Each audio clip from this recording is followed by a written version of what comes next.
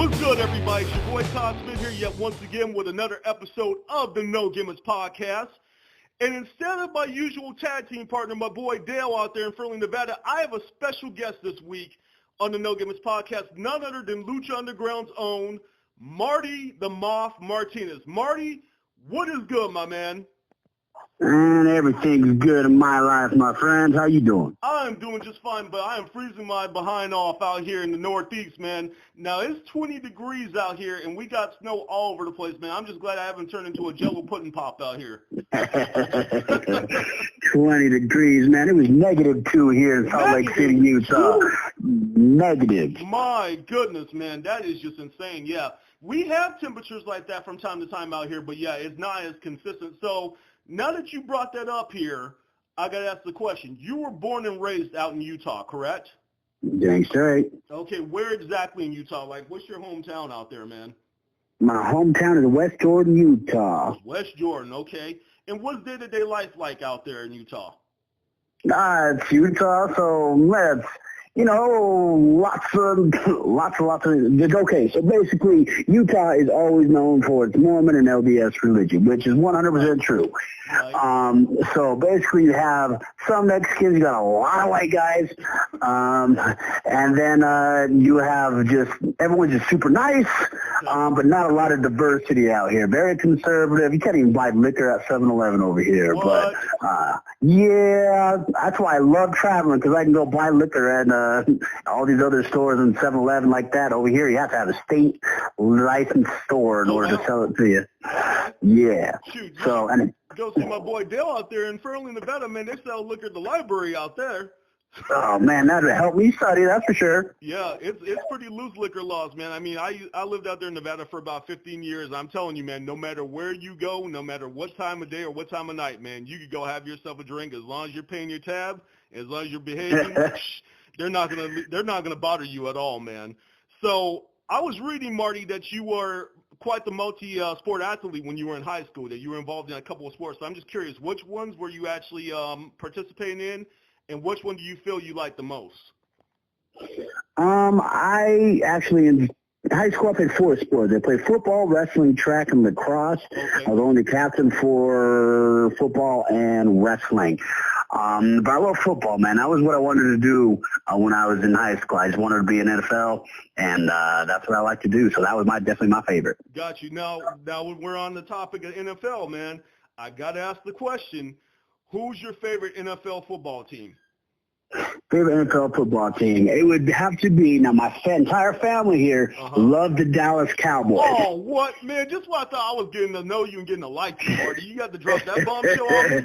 Well, that's because you didn't let me finish the sentence. Oh, okay. My whole family loves the Dallas Cowboys, and I don't like going with the rest of the pack, so I decided to do the complete opposite and love the San Francisco 49ers. My man, now we're talking. I'm telling you, if I wish Dale could be here because I am a fan of San Francisco.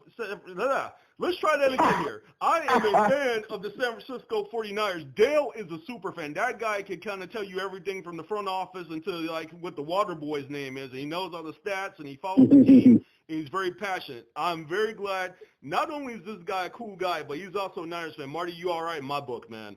Well, that's all that matters. Here again, brother. So I'm curious. So you went to high school, and like you said, you excelled in sports and whatnot. Now, what college did you attend, and did you play any sports once you went out to college? Actually, I did some lacrosse there in college. I started the lacrosse team at Westminster College. It's a private school out here in Utah. Okay. Ended up graduating with a 3.98 from college with a business administration and bachelor's degree in business administration. So trying to do my best to not use my face to get along in life. So. I hear you, man, and you had mentioned this once before. You said you can't fall for the rest of your life, so you have quite the resume. Not only are you a performer inside the ring as a wrestler for Lucha Underground and many other companies, but you also have done some voiceover acting, I've heard, some acting on screen, and a stockbroker. So you took those smarts that you had from college and put them to good use. That's right. I'm having my fun, and I got a plan for the future instead. I know I don't want to be one of those guys who can't wrestle anymore, but he needs the money, so he still can't lift his leg up, but he's going to try. Don't want to be one of those, man. Yeah, always got to have a plan B, man. You always have to.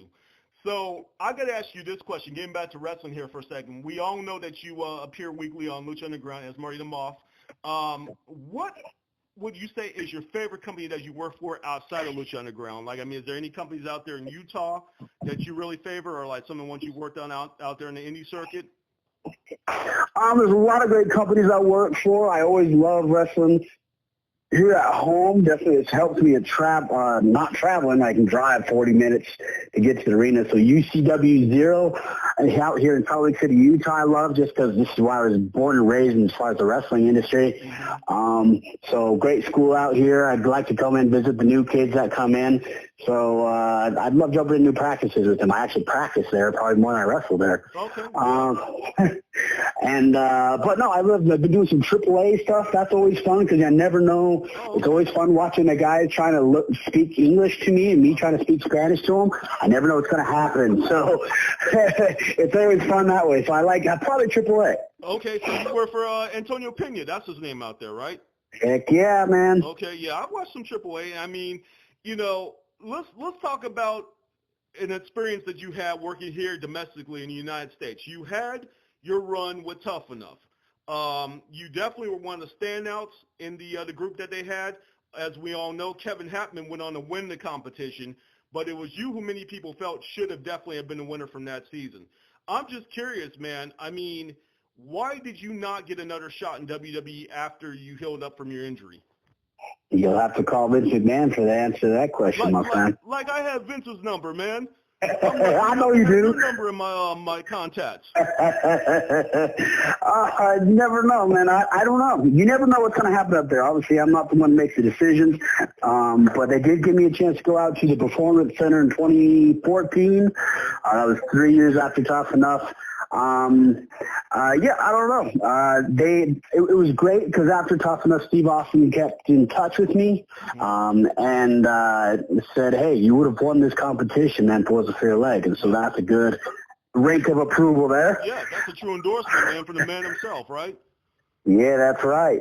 So all he said, really, he kept in touch with me and critiqued some of my matches, and I asked him, hey, what can I do better? He's like, honestly, just gain as much weight as you can because you're 190 pounds now. So I hired a personal trainer here. He got me eating six times a day and put on 40 pounds. And so I don't know. I did what they said, but hey, everything happens for a reason. Well, if I didn't break myself, I wouldn't have opened the doors to Lucha Underground, so it works for me. True that. So real quick, one of the names that I'm familiar with, and Dale as well, from our time out there in any circuit. So you got to know AJ Kirsch a little bit, right? Arrogant AJ Kirsch, a.k.a. Tumbleweed?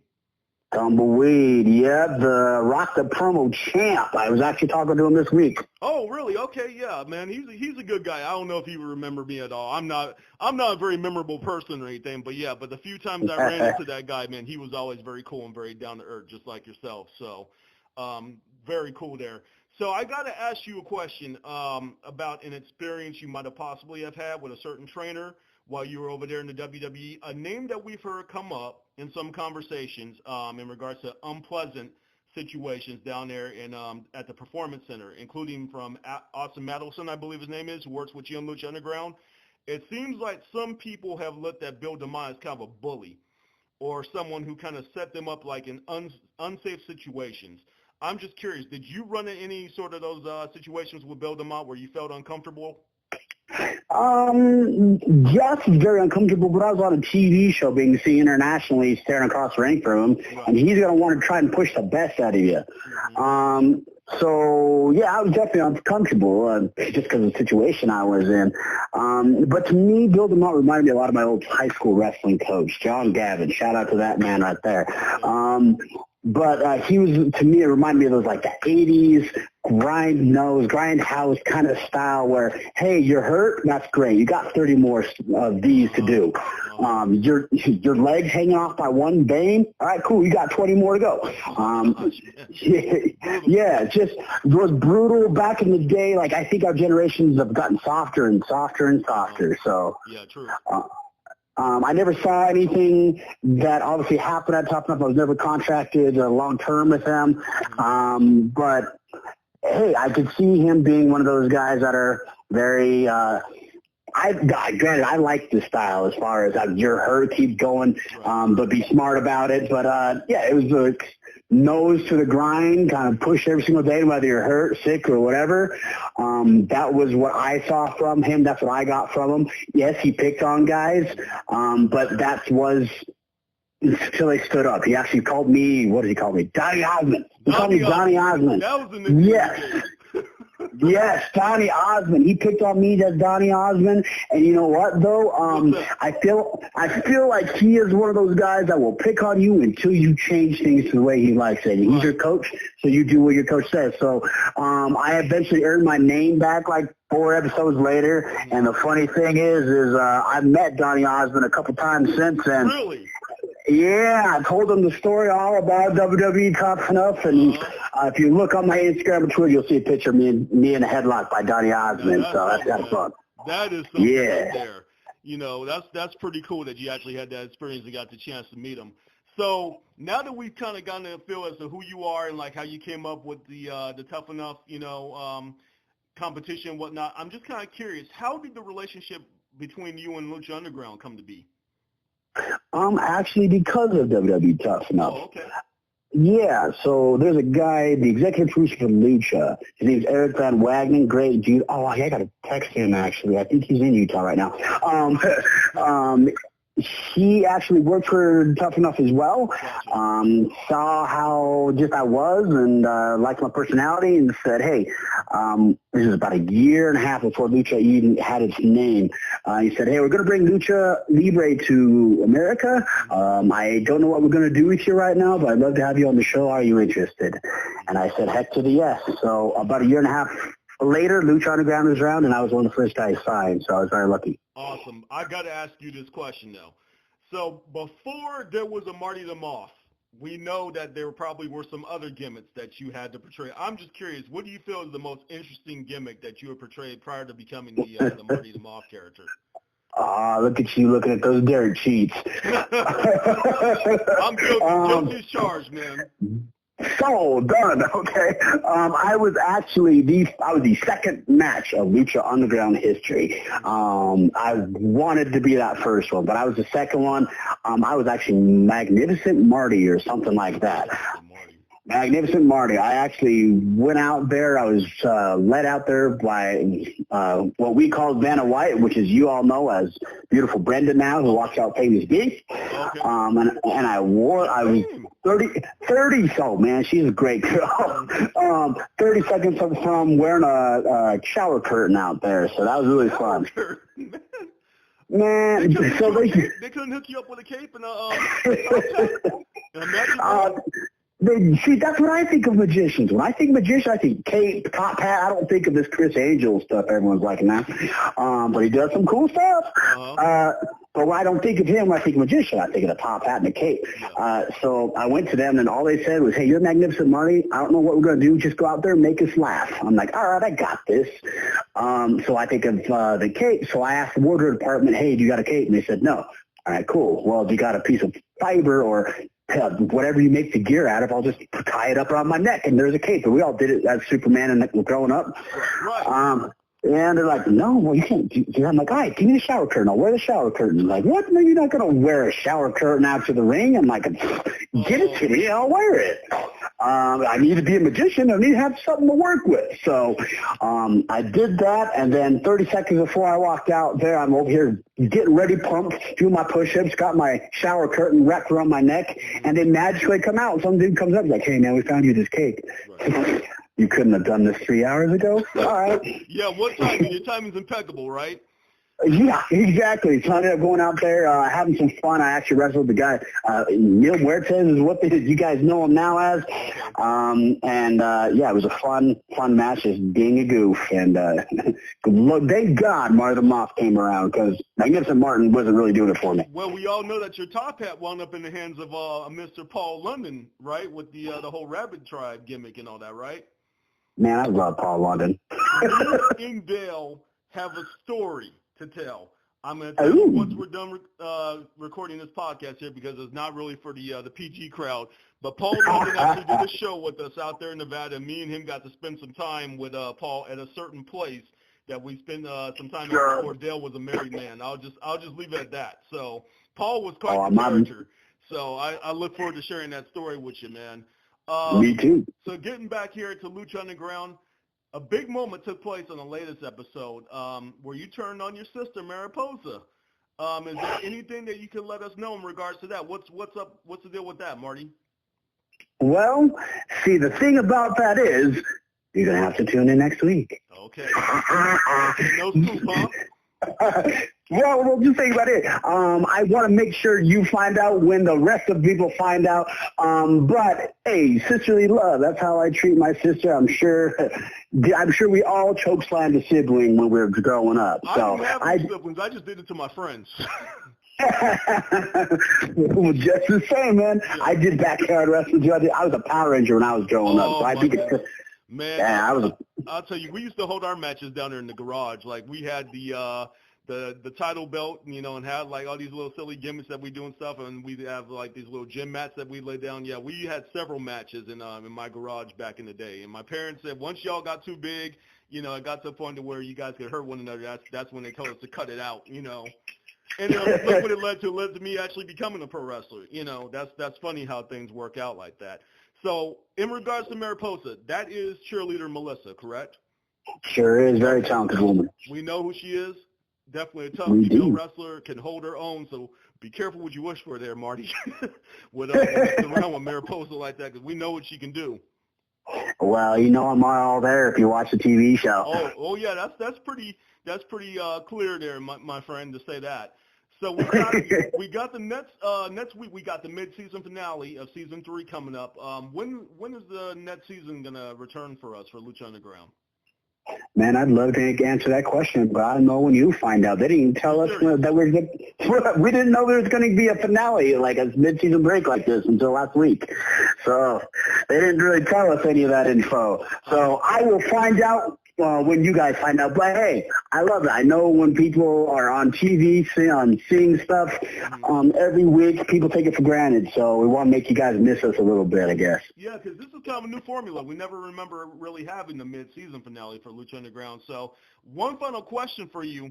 Do you have any word as to when season 4 is going to start filming, or have they not informed you guys of that either? Well, it was going to be in February, but I guess because it's mid-season finale, they're going to kind of see things out. I got pushed back to October, September, it sounds like. Yeah, but good news. So bad news and good news. They supposedly, and you never know with TV, Hollywood, supposedly Lucha Underground is going to go on tour in March and April. So hopefully we can see all the believers across the nation. Okay. You come out here to Connecticut to see me? Yeah, card subject to change. I have no idea. You guys come out here, man. I'm telling you, it'll be me and a couple other friends of mine coming to the shows to check you guys out, and hopefully you can make your way up there to Nevada as well.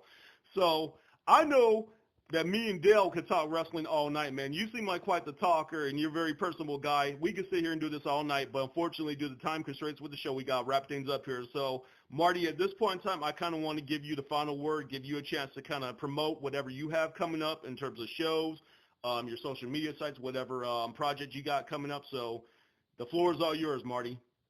Hey, well, first off, number one, I appreciate you bringing me on here. Always love the people on giving out podcasts, giving fans the information, because obviously the more exposure for wrestling, the better, especially for Lucha Underground, where it's underground. But follow me. I'm on Facebook, Instagram, Twitter. My name is Martin Casaus, C-A-S-A-U-S. If you can't figure out how to spell it, just type Marty The Moth, you'll see my face. My pro wrestling tees store is the same name, Martin Casaus. But please, hit me up. I just started a new business, by the way, on Tuesday. I launched it on Tuesdays. So if you want to feel better, need more energy to sleep better or think better, I got your back. But either way, hit me up on Facebook, Instagram, Twitter, or go buy some stuff from Martin Casaus there on Pro Wrestling Tees. I love interacting with the fans, because I always believed without wrestling, it's just two dudes just rolling, without wrestling fans, it's just two dudes rolling around in spandex in an empty gym. So thank you so much, fans. Covered in oil, baby oil, because for some reason baby oil is somehow associated with wrestling. Don't forget that. But to the believers, thank you so much, especially to the pro wrestling fans out there that are believers of the temple. Thank you so much for watching our product and keeping this alive. We love you, and please hit me up. I would love to interact with you guys, and without you guys, there is no wrestling, so I appreciate it very much. Marty, it's truly been a pleasure. You know, we have met a decent amount of folks, you know, over our time in the wrestling business. We met some good people and some bad people. You definitely are one of the good ones, man, one of the most sincere, one of the most genuine people that we have met. I mean, your responses and whatnot, always getting back to us, you know, being patient with us through this interview process. We really, truly appreciate you a lot, man.